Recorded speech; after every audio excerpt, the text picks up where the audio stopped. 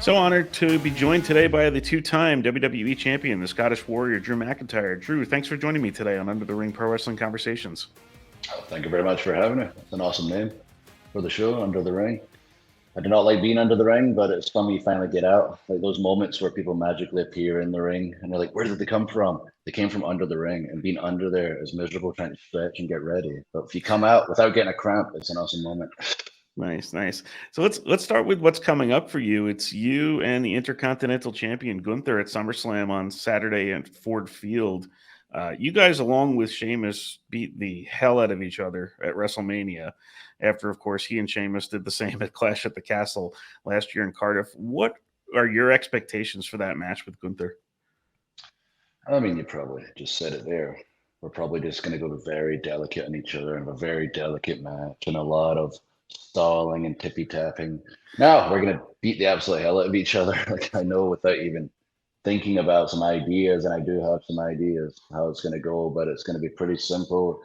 It's going to be pretty easy to follow for not just our fans, but for people watching for the first time who don't necessarily understand the cool flips that some of our superstars like Ricochet do, but they understand people being hit and being hit back, and that's what Gunther and I are specialists at. And I think we're going to take it to another level because realistically, just like Sheamus and Gunther had the incredible match at Clash, we had to top it at Mania, had people rocking from beginning to end, and now Gunther and I have to top that triple threat match. How do you assess Gunther, and what is his ceiling in pro wrestling in the WWE? He's certainly got no ceiling.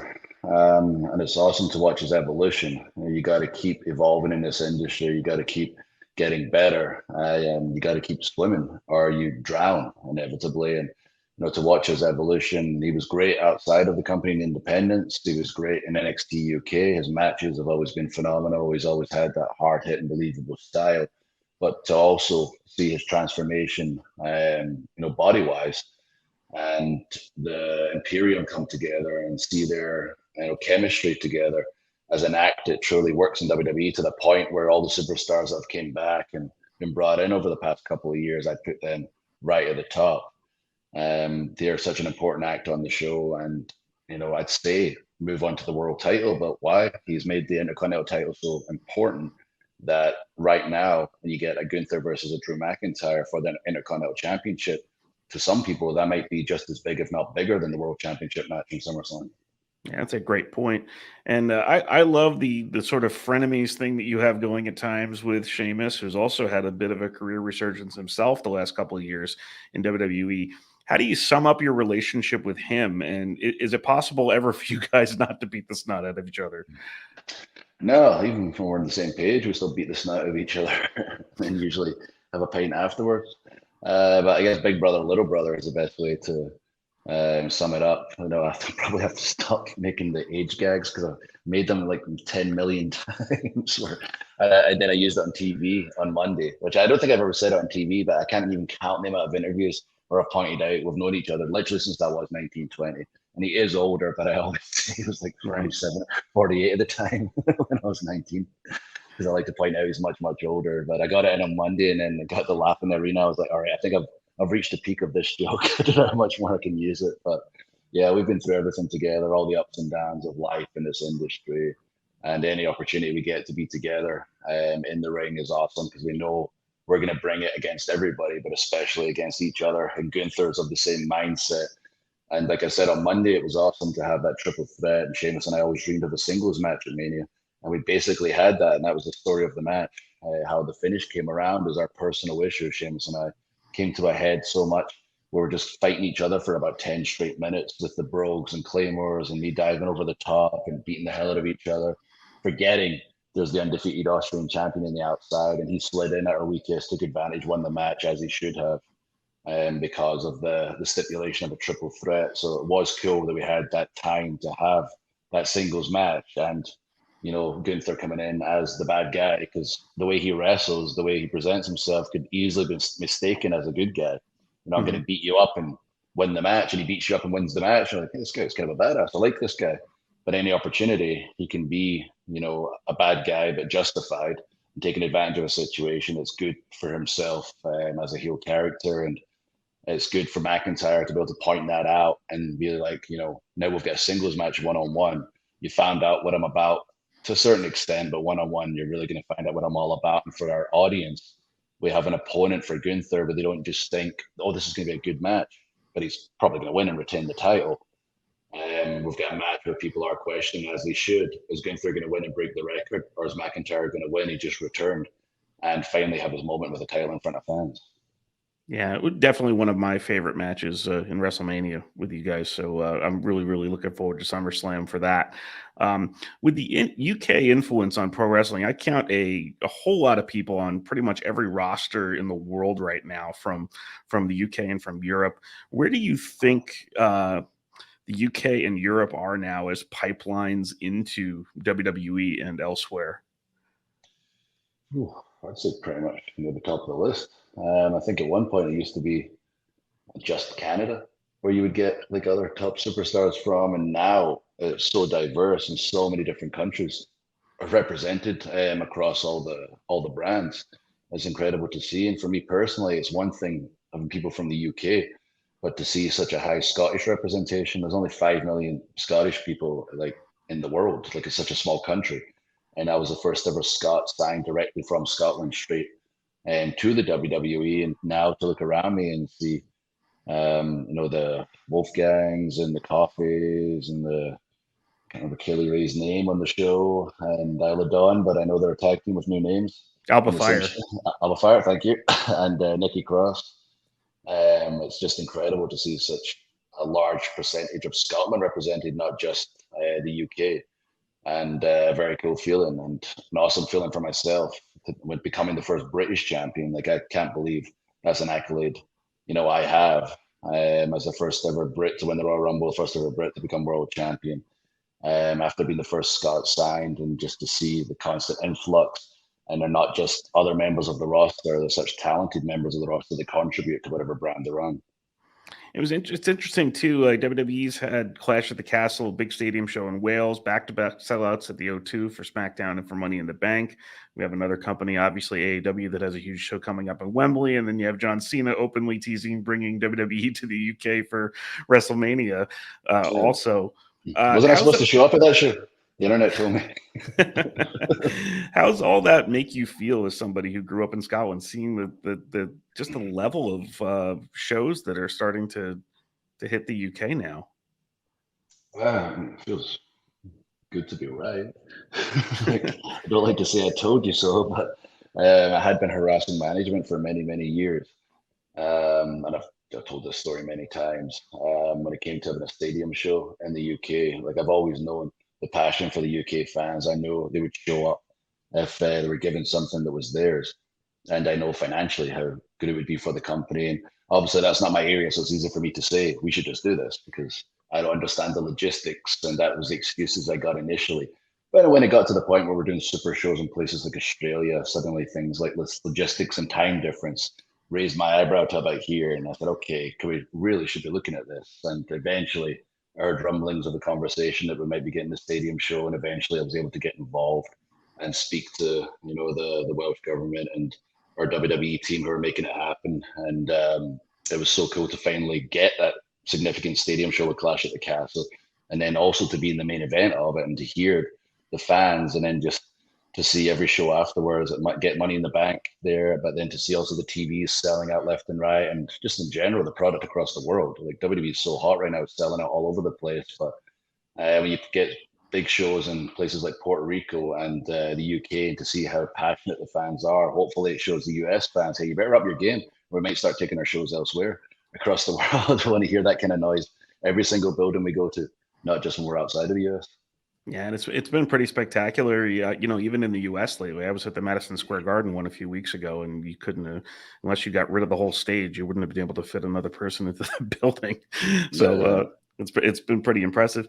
You've had a pretty unique career journey, and looking at kind of Cody Rhodes now, it's relatively similar to the route Cody Rhodes took to where he left, kind of was able to go and reinvent himself and then come back to great success, as you did also, winning 2 world titles.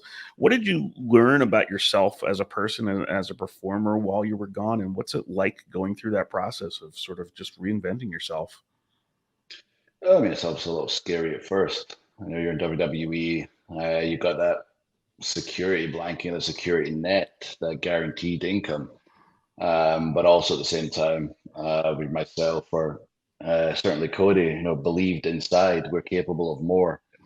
But for me, I was kind of forced to step outside to see if I was capable of more. And Cody made the decision to go outside the company. And then initially, you're like, okay, I believe I can do this. Let's see if I'm right.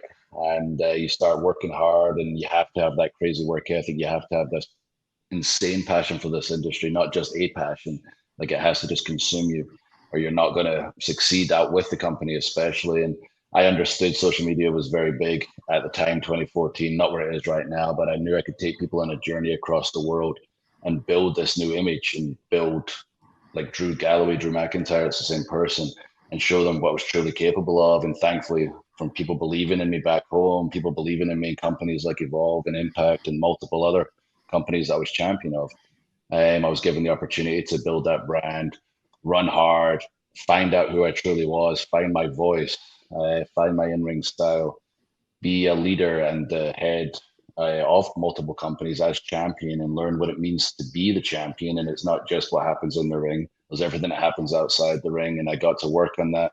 And more importantly, I got to grow as a man, which my wife was a huge part to do with.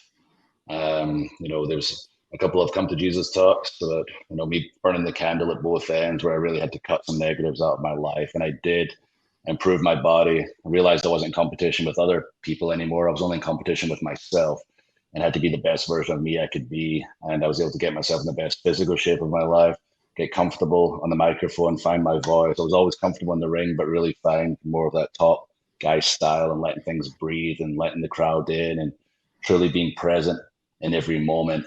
And growing up as a person. So I certainly left a boy, and I was able to return a man.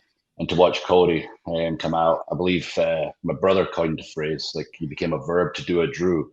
Cody came out, did what I was doing, then took it to the next level, forming his own company, and returned to show, hey, I was able to achieve all this, but I've got unfinished business. And that's how I felt as well. And I know he felt the same. Like, hey, this is where we grew up, unfinished business. I've been fortunate to achieve the title a couple of times, but Cody's journey really is incredible to watch. And as annoyed as everybody was with WrestleMania and the finish, like a large portion, I think people are seeing the bigger picture now. There's so much more steam with the Roman bloodline story, but at the same time, WrestleMania was followed up with Brock Lesnar, and Cody's just got evolved and evolved and evolved, and that's what it's all about, is the follow up. And the follow up's been perfect. He's done his role perfect, and it's just got more popular because of it. And just hearing you talk about it kind of makes me want to see this version of Drew McIntyre and this version of Cody Rhodes, possibly maybe in a series down the line. I think that would be pretty fun.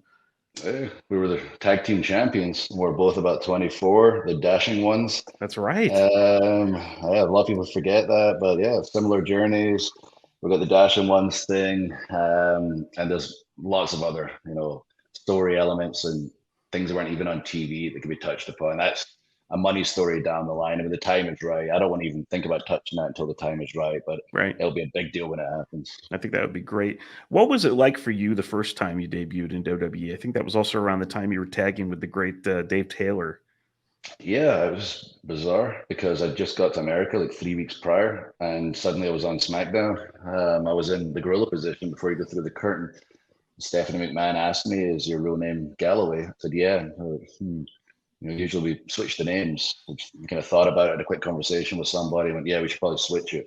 So I had to run to talent relations with Michael Hayes, look up Scottish names on Wikipedia, and all I kept saying was it has to be 3 syllables, it has to be chantable. When I turned good one day, didn't realize it was going to be over a decade later I'd be getting chanted.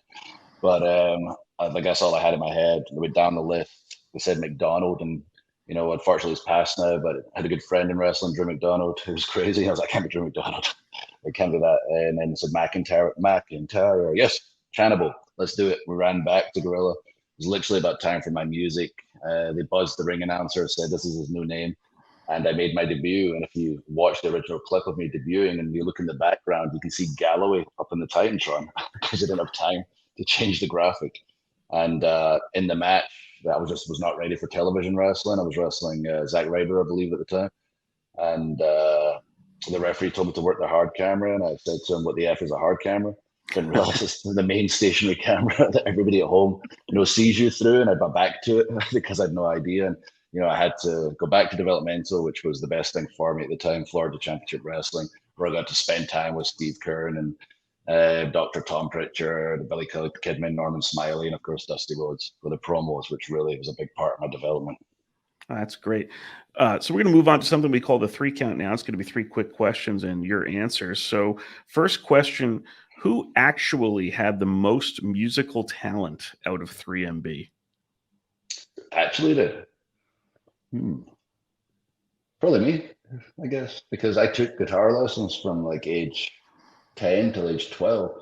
So I'm capable of playing a song and reading tab and playing that if I work on it. I mean, if you don't use it, you lose it, but I can pick up a guitar and find it pretty quickly. And Keith and Jinder cannot play any instruments as far as I'm aware, and none of us have great voices. Keith is not scared to sing, but it sounds like I don't even know what it sounds like.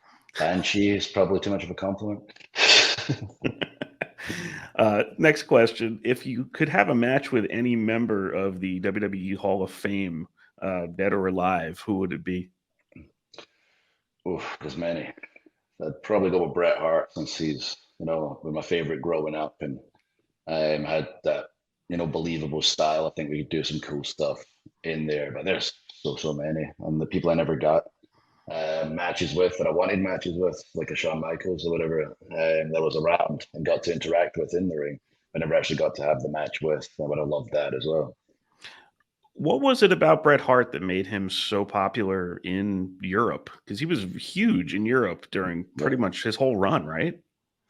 Yeah, I'm not quite sure. I mean, he came out with a leather jacket and the sunglasses and kind of looked like a rock star, I guess. Maybe a big part of it, but also that style is a very, if you ever watched UK wrestling, European wrestling, it's a very physical mat-based style, and I think it was still in existence at the time when Bret was really taking off. Like it pretty much died out by the time I'd started. We had to restart the UK scene and the European scene, but it was still prevalent at the time. But for me, I didn't really realize or appreciate Bret, I don't think, as much as I do now until I started wrestling. I just like, oh, I love watching Bret Hart. But when I started wrestling and understanding the way he structured his matches, his psychology and the likes, I was able to articulate a little better why I was a fan of his. Because, you had Hulk Hogan's at the time, the Warriors, these larger than life, charismatic guys. And Bret, with his in-ring style, was so believable. He told such a compelling story that even as a kid, when I was watching my Disney movies or TV shows or whatever, I'd plop myself down and story time with whatever show I was watching. I did the same thing for Bret Hart matches, and I never realized it till I started wrestling and thought back. For other matches, I would sit and watch them, but with Bret matches, I would lean in because he told such a compelling story, beginning, middle, and an end. Even in my childlike mind, it was easy to follow. And I realized, oh my goodness, I have even a greater appreciation for him because he structured his matches in such a simple, easy to follow way. It was like story time for me as a kid. Yeah, and even just thinking back to a lot of Stampede was taking sort of the American showmanship and kind of mashing it up with Japanese and European style in a lot of ways with some of the people they brought in with Dynamite Kid and Liger and all sorts of other people over time too. So, and the last question: do you have a favorite soccer chant that has become a wrestling chant? See which one has become a wrestling chant. I have lots of There's a ton of them now. Yeah, I mean, there's like ones like people saying like, "Oh, Drew McIntyre to Seven Nation Army." I love that, and I've been trying to encourage people to sing "Here we, here we effing go," but we are PG, so we'll probably get bleeped. Yep. But yeah, have you got any for me? I'm forgetting. Yeah, I mean, I like the Bailey one, but again, that's also I feel like all of them are Seven Nation Army. They pretty much are. I was sort of hurt slightly when I was watching the night before I returned, and they were singing someone else's name to the tune of Seven Nation Army, and I was hurt. I was like, oh, thought this was my song from Clash, guys. You've hurt my one feeling, the only feeling I had left. The one where it's if you hate this person, stand up or sit down too. The one Oh I know they did that with yeah, Zach Gibson. Didn't they just do that with somebody else also? with Roman. Yeah, Yeah. that was great. Yeah, and then Roman always he's always listening. That's another big thing for like a top level superstar. You've always got to be listening. You know, he'll take anything and maximize it. And yeah, he sat down himself and like lent into it. It was very entertaining, and that's what you need. If the crowd are giving you something, especially something that big, and you lean in, it's going to make it more entertaining for everyone in the building and everyone watching. And as not much of a soccer fan, I've covered soccer a little bit in my life, but I was not familiar with that chant until watching wrestling. So, There's an incredible amount of soccer chants. There's so many that to go to a game is unreal. Like I've went to a lot of American sports, and I'm just blown away like how timid the fans are. And if anyone stands up and starts shouting and getting into it and swearing, everyone looks at them in disgust. Like you better sit down. At a soccer game, if you're not on your feet shouting and screaming and going crazy, and so you're sitting down, you're running the risk of getting in a fight or a bottle hit off your head or something. It's a very crazy environment. unbelievable. So, Drew McIntyre, thank you so much for joining me today. Everybody should check out you and Gunther for the Intercontinental Championship at SummerSlam on pay-per-view, Peacock, Saturday at Ford Field. Really appreciate this and really impressed with everything you've been able to do and follow in your career. Thank you, brother. Appreciate you. Thank you. And yeah, we'll get to do this again soon. And until then, enjoy SummerSlam.